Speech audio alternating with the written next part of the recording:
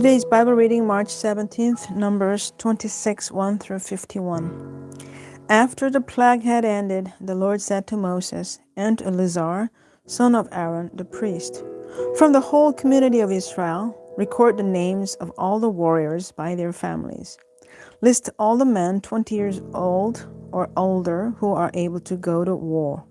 So there on the plains of Moab, beside the Jordan River, across from Jericho, Moses and Eleazar, the priest, issued these instructions to the leaders of Israel.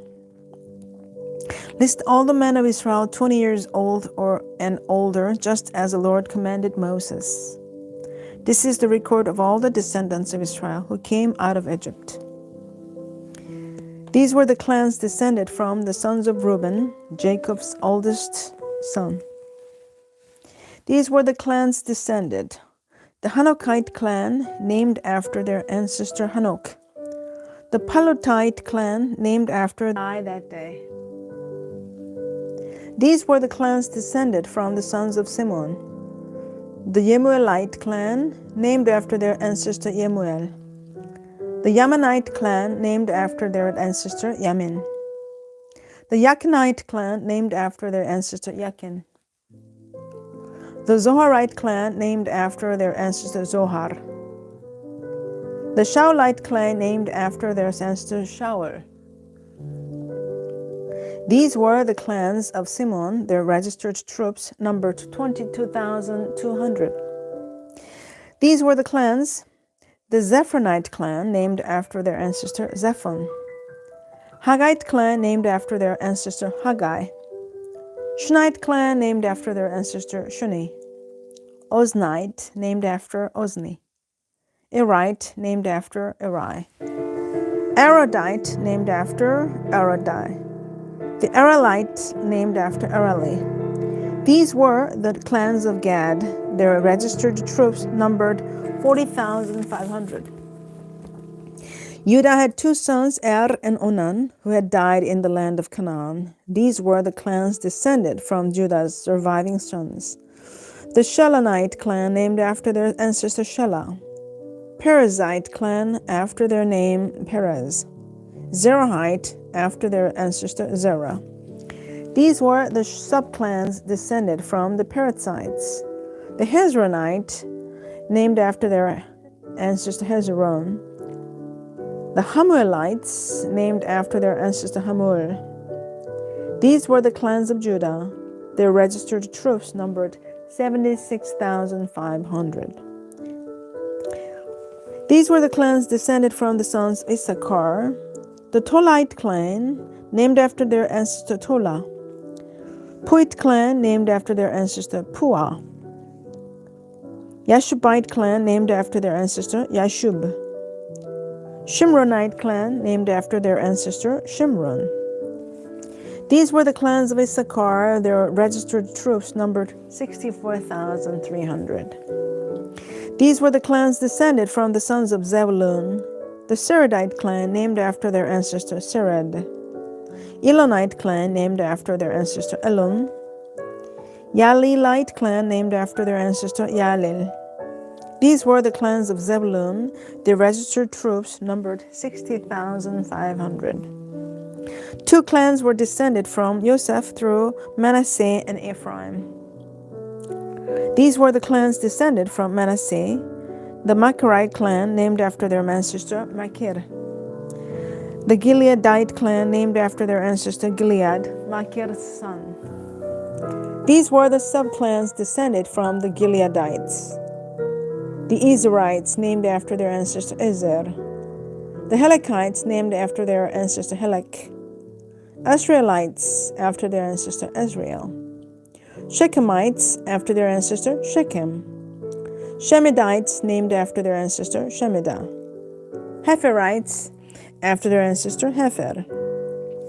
One of Hefer's descendants, Zelophehad, had no sons, but his daughters' names were Mahlah, Noah, Hoglah, Milcah, and Tirzah. These were the clans of Manasseh. Their registered troops numbered 52,700.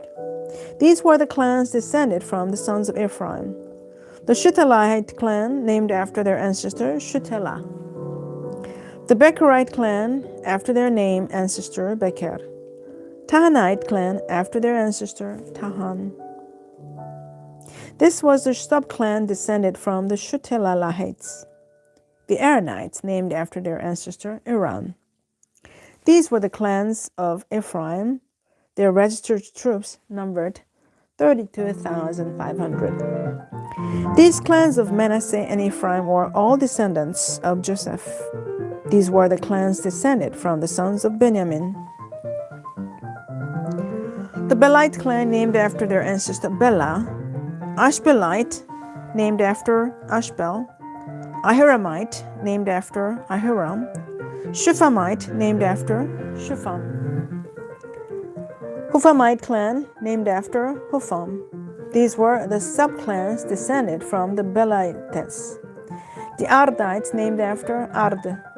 Naamites, named after Naaman. These were the clans of Benjamin. Their registered troops numbered 45,600. These were the clans descended from the sons of Dan. The Shuhamite clan, named after Shuham. These were the Shuhamite clans of Dan. Their registered troops numbered 64,400. These were the clans descended from the sons of Asher. The Imanite clan, named after their ancestor Imnah. Ishvite, named after Ishvi. Berite, named after Beriah. These were the subclans descended from the Berites. The Heberites, named after Heber. Malkielites, named after Malkiel. Asher also had a daughter named Sarah. These were the clans of Asher. Their registered troops numbered 53,400. These were the clans descended from the sons of Naphtali. The Yazirelite clan, named after Yazil. Gunite clan, named after Guni. Yezerite clan, named after Yezer. Shilemite, named after Shilem. These were the clans of Naphtali. Their registered troops numbered 45,400. In summary, the registered troops of all Israel numbered 610,730.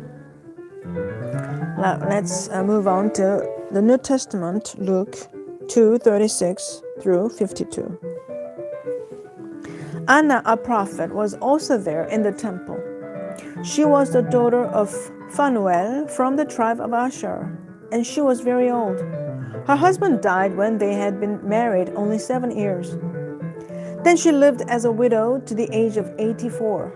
She never left the temple but stayed there day and night, worshiping God with fasting and prayer. She came along just as Simon was talking with Mary and Joseph, and she began praising God. She talked about the child to everyone who had been waiting expectantly for God to rescue Jerusalem. When Jesus' parents had fulfilled all the requirements of the law of the Lord, they returned home to Nazareth in Galilee. There the child grew up healthy and strong. He was filled with wisdom, and God's favor was on him.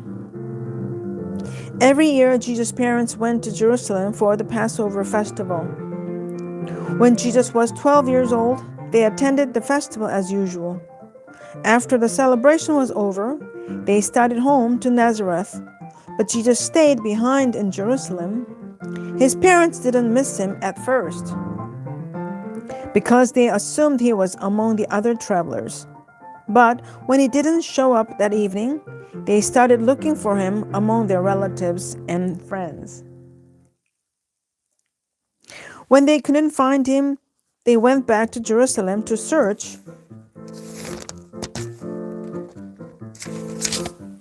for him there. 3 days later, they finally discovered him in the temple, sitting among the religious teachers, listening to them and asking questions. All who heard him were amazed at his understanding and his answers. His parents didn't know what to think. "Son," his mother said to him, "why have you done this to us? Your father and I have been frantic, searching for you everywhere." "But why did you need to search?" he asked. "Didn't you know that I must be in my father's house?" But they didn't understand what he meant.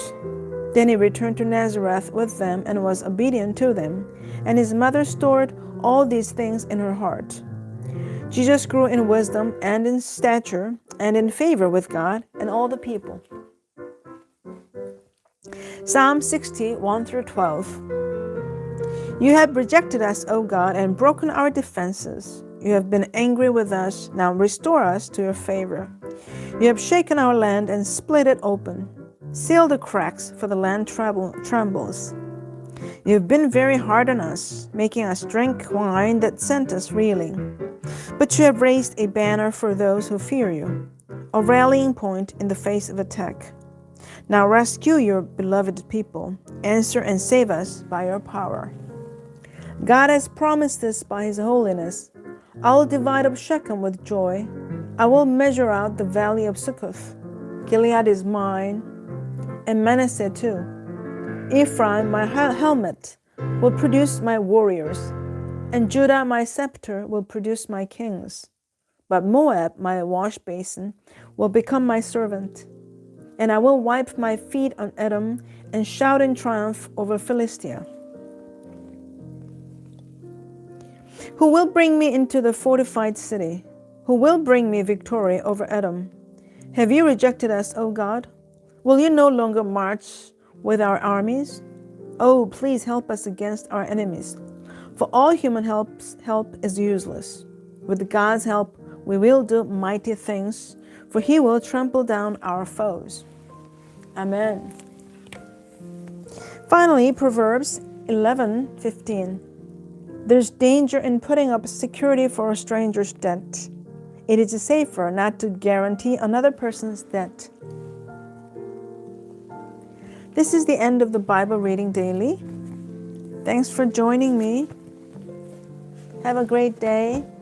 God bless you, and see you tomorrow again.